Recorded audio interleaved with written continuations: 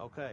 And you mentioned the indigenous language of was it the Aztecs or the Mayans? Both of them. Both of them. You said it was connected to an old Hebrew. Ancient Paleo-Hebrew. Ancient. So does that mean that that language that was indigenous to what Mexico and Central America is today was a Semitic language?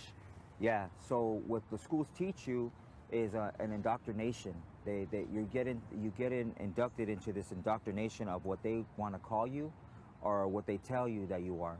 So, for instance, you know, our people get called Hispanic, right? So Hispanic, not knowing what that term means, you know, we call each other Hispanics, but that was under the Spaniard captivity.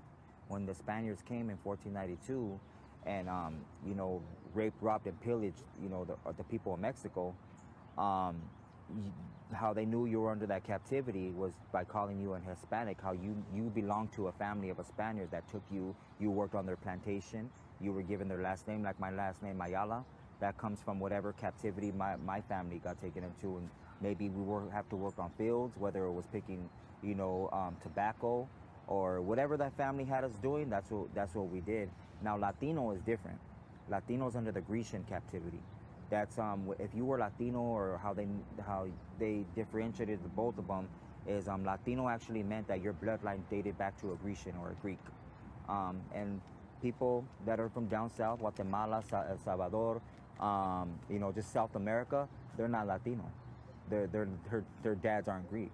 You know, we're still of this brown race.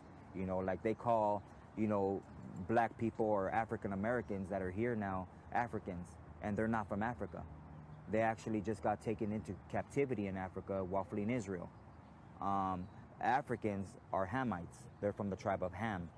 So they're just a different people, and that's why people in Africa don't accept the blacks that are here, the so-called blacks that are here in America, because they say those aren't our people, you know. And you know, history, they won't teach you. You know, in my era, they taught us a little bit of Aztecs and Mayas and Incas, just a little bit, but they never tell you how our people got here. They'll never tell you. You know, we came from somewhere. They'll never tell you, you know, how we read the stars. We used a thing called cenotes, which were these ponds, reflection ponds, to read the stars.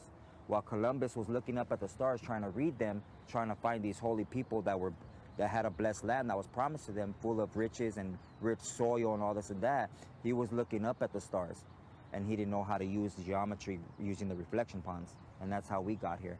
Our real name is not Aztec, it's Issachar. That's our real name. They gave us the name Aztec because it means people of time, because we kept time in numbers. And so that's where that came from. So it's really important to know your history, you know? Now,